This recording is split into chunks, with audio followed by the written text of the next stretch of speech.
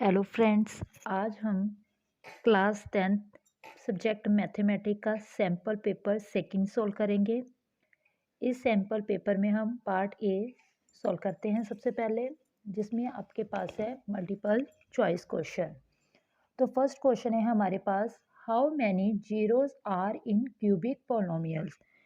Cubic polynomials में variable की power आपके पास होती है 3, तो इसके जीरो कितने आपको फाइंड आउट जब आप करोगे तो कितने फाइंड आउट होंगे आपके पास, तो इसके जीरो भी आपके पास 3 ही आएंगे, तो इसका डी ऑप्शन राइट है।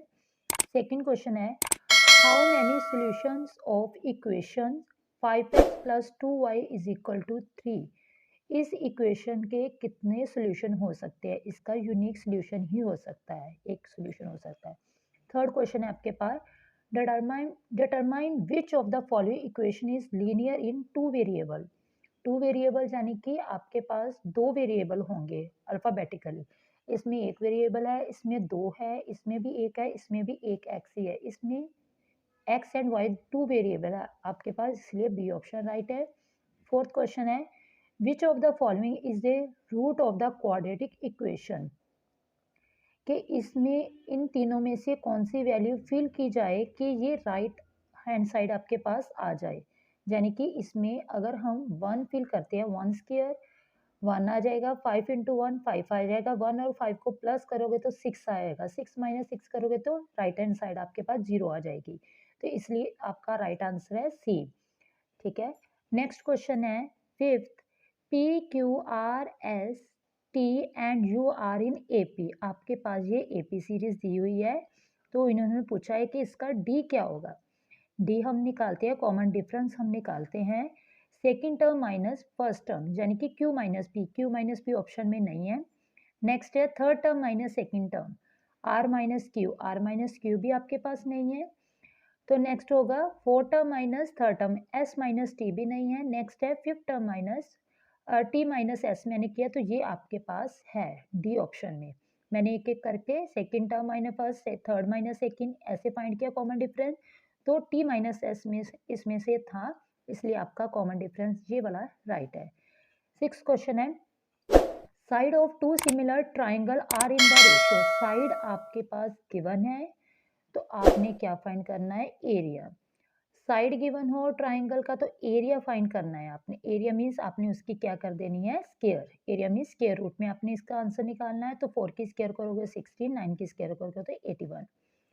सेवंथ क्वेश्चन है आपके पास, T P and T Q two tangent है आपके सर्कल के ऊपर। टी पी एक टेंजेंट है, एक टी क्यू, दोनों टेंजेंट टी पॉइंट पे ज्वाइन हो रही हैं।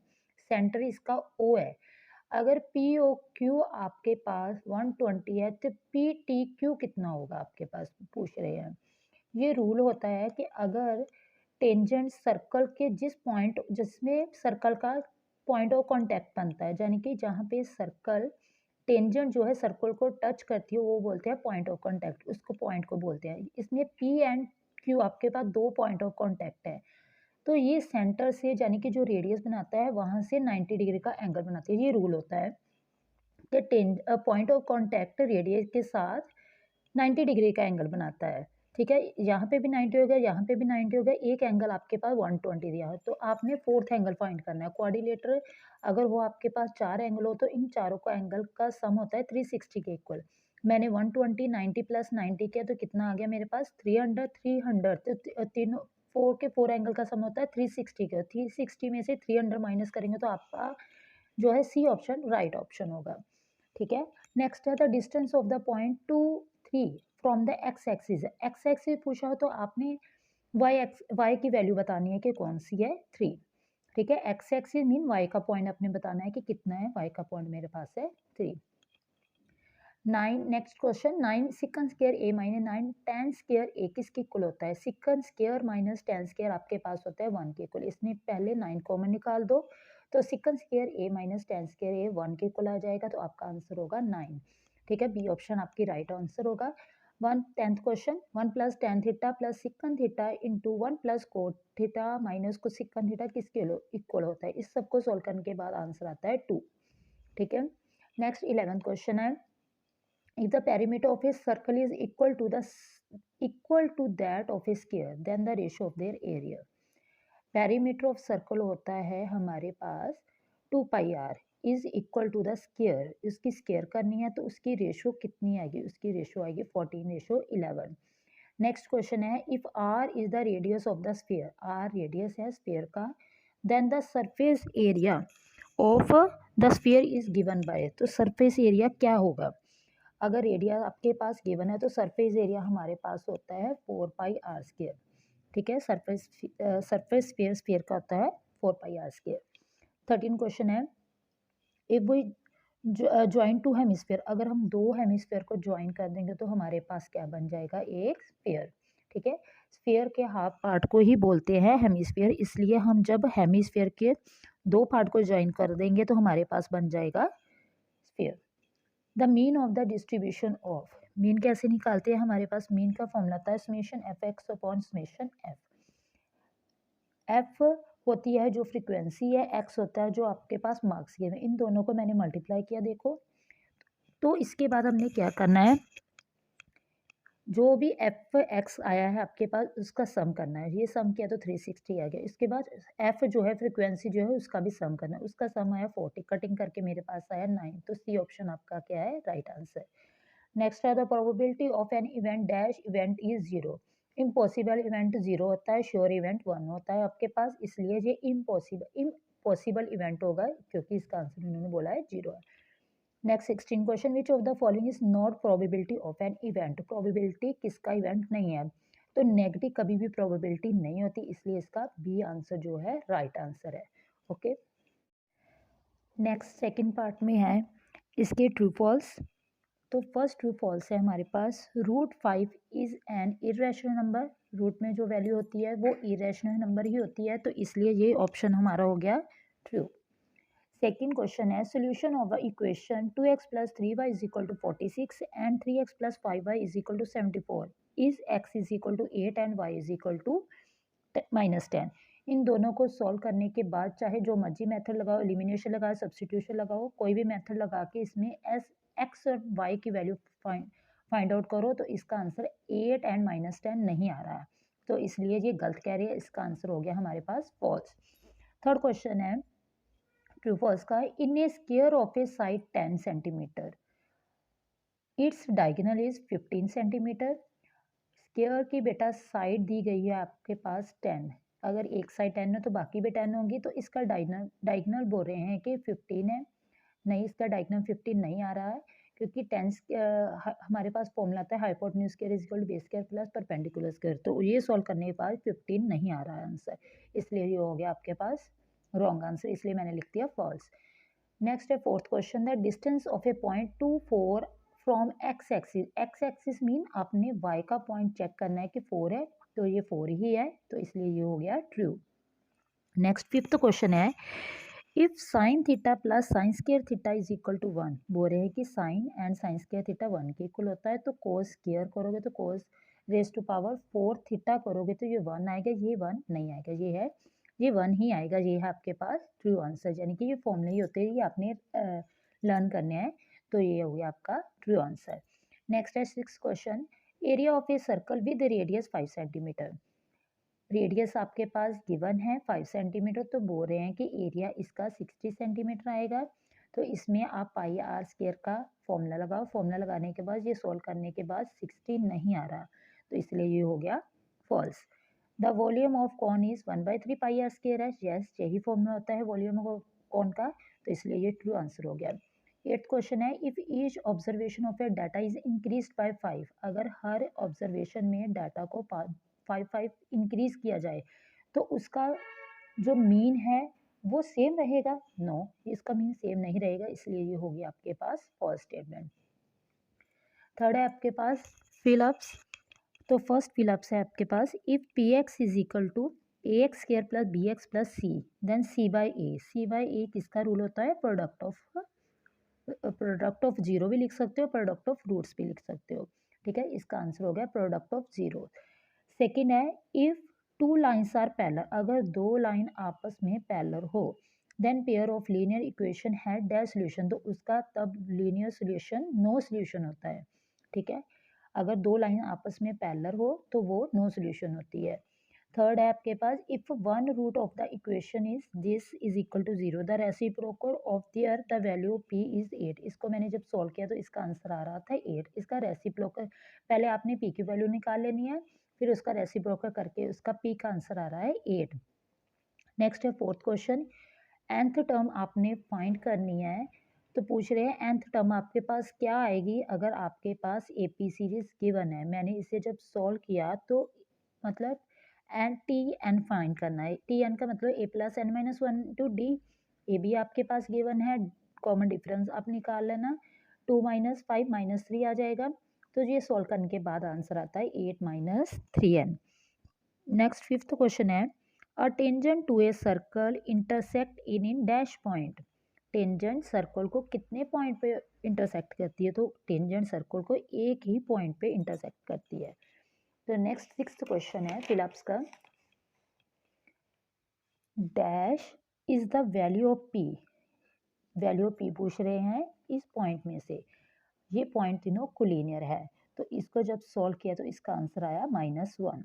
नेक्स्ट सेवंथ क्वेश्चन है, the value of tan 60 degree upon cot 30 degree. tan 60 आपके पास जो भी होता है उसकी वैल्यू पुट करके cot 30 की वैल्यू पुट करके उसका आंसर आ गया आपके पास 1। ठीक है, the event which will surely happen, मैंने अभी बताया आपको इम्पॉसिबल इवेंट होता है 0, तो श्योर इवेंट होता है हमारे पास 1, इसलिए इसका मैंने आंसर लिख दिया 1। ओके, अब हम पार्ट बी सॉल्व करेंगे। पार्ट बी में फर्स्ट क्वेश्चन है, आपके पास एचसीएफ दिया गया है, जो जो बीच में नंबर लिखे हैं ये है 2 नंबर, ये फर्स्ट नंबर और सेकंड नंबर का एचसीएफ है आपके पास 9। तो आपने इन दोनों नंबर का एलसीएम फाइंड करना है।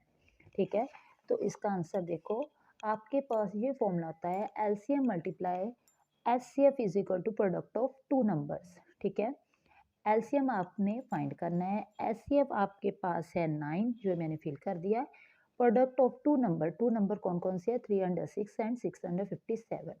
ठीक है, तो जो 9 है लेफ्ट हैंड साइड पे मल्टीप्लाई हो रहा है, राइट हैंड साइड पे आके क्या हो गया डिवाइड, तो कटिंग करके 9 के टेबल पे 34 आता है, इन दोनों को आपने मल्टीप्लाई कर देना, तो इसका क्या आ जाएगा आपके पास आंसर। फिफ्थ क्वेश्चन है हमारे पास, find a quadratic polynomial. Quadratic polynomial हमने फाइंड करना है, आपके पास sum and product of roots given है। 1/4 आपका है सम ऑफ 0 और -1 है आपका प्रोडक्ट ऑफ 0। तो हमारे पास ये जनरल फॉर्म होती है x square minus S x plus P is equal to 0। ये आपने जो है स्टेटमेंट है, ये जो फॉर्म है जनरल फॉर्म है, इसको आपने लर्न करना है अगर आपके पास सम एंड प्रोडक्ट गिवन हो। ठीक है, तो मैंने ये लिख दिया, सम के साथ माइनस लगाते हैं, प्रोडक्ट के साथ प्लस लगाते हैं। ठीक है, S mean sum of 0, P mean product of 0। X square मैंने एसिड लगा दिया, तो एस आपके पास क्या गिवन है, सम ऑफ 0 है, -1/4 मैंने फिल कर दिया, प्रोडक्ट ऑफ 0 आपके पास माइनस, मैंने वो फिल कर दिया। इनका मैंने एलसीएम वगैरह लेके आपके पास ये क्वाड्रेटिक पॉलिनोमियल्स आ गया, 4x² minus x minus 1 is equal to 0। तो आपके पास सिक्स्थ क्वेश्चन है, for which value of P की वैल्यू फाइंड करनी है। आपके पास दोनों इक्वेशन का यूनिक सोल्यूशन है। तो यूनिक सोल्यूशन का मतलब क्या होता है, यूनिक सोल्यूशन होता है a1 upon a2 not equal to b1 upon b2। a1 यानी कि x की कोएफिशिएंट, b1 मीन y की कोएफिशिएंट। आपके पास x का कोएफिशिएंट गिवन है, a1 4 है, a2 आपके पास 2 है, b1 आपके पास p है और b2 2 है, ये मैंने वैल्यू फिल कर दी।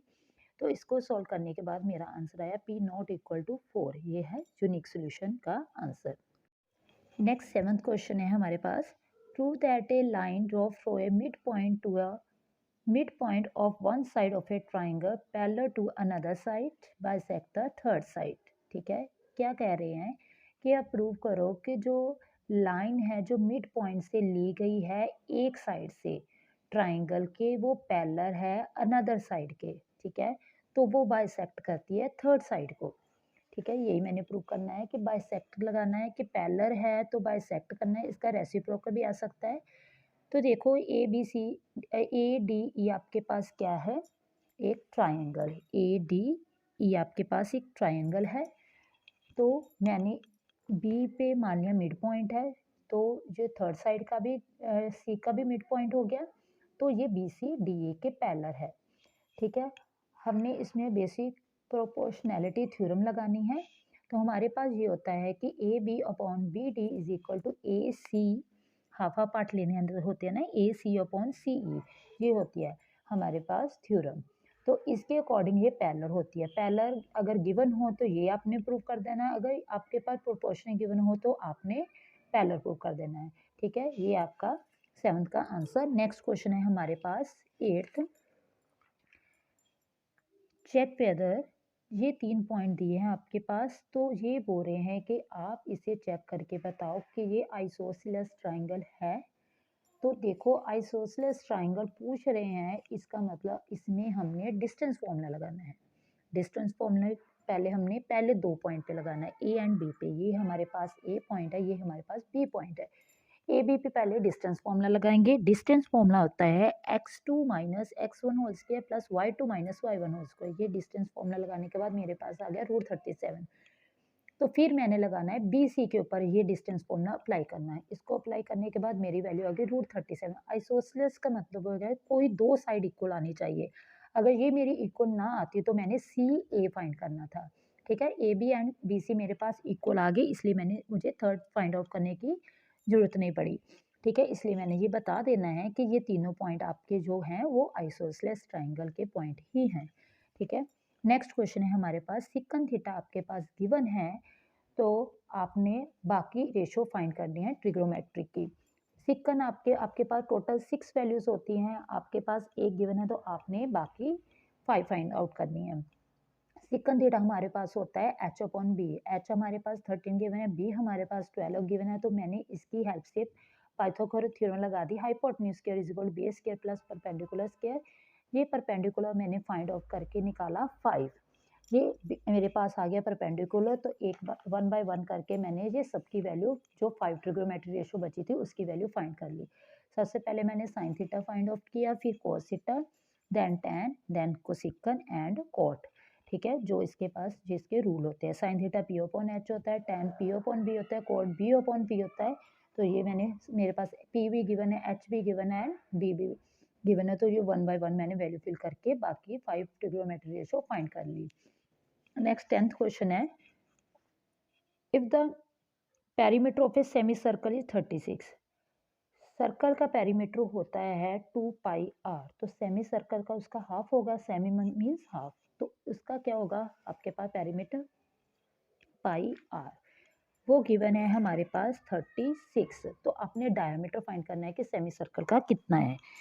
तो पाई आर मेरे पास है 36, पाई की वैल्यू मेरे पास 22 बाई आर लिख दिया मैंने 36। इसको सॉल्व करने के बाद मेरा रेडियस है 11.45, तो इसकी हेल्प से मैंने डिफाइन कर लिया 22.9। ये आ गया आपका डायमीटर किसका, सेमी सर्कल का। नेक्स्ट क्वेश्चन 11th है, one card is drawn from A well shuffled deck of 52 cards. 52 card को उछालने के बाद हमें फाइंड प्रोबेबिलिटी करनी है कि red colour, king of red colour कितने होंगे। किंग ऑफ रेड कलर आपके पास कितने होते हैं, हमारे पास रेड कलर के तो वैसे 26 होते हैं कार्ड्स, तो इन्होंने बोला है किंग कितने हैं। तो 2 ब्लैक किंग होते हैं आपके पास, 2 ही रेड किंग होते हैं, तो इसलिए प्रोबेबिलिटी का फॉर्मूला होता है number of outcome divided by total outcome. 2 हमारे पास जो है किंग होते हैं, टोटल 52 है, कटिंग करने के बाद आपका आंसर आ गया 1/26। नेक्स्ट सेकंड क्वेश्चन में पूछा है अ स्पेड, स्पेड कितने होते हैं टोटल 52 कार्ड में से 13 आपके पास स्पेड होते हैं, तो कटिंग करके कितना कितना आ गया आपके पास 1/4। नेक्स्ट क्वेश्चन है फोर्थ। नेक्स्ट क्वेश्चन है third, the jack of hearts. Jack of hearts आपके पास होते हैं 1, तो 1/52 आपके पास क्या आ गई probability. Number of outcomes total outcomes, jack of heart, heart में से जैक कितने होते हैं, हार्ट में से जैक एक ही होता है, इसलिए 1/52 आपके पास प्रोबेबिलिटी आ गई। नेक्स्ट फोर्थ क्वेश्चन है the queen of diamonds. Diamonds में क्वीन कितनी होती है, 1 ही होती है, इसलिए आपकी प्रोबेबिलिटी आ गई 1/52। ओके जी।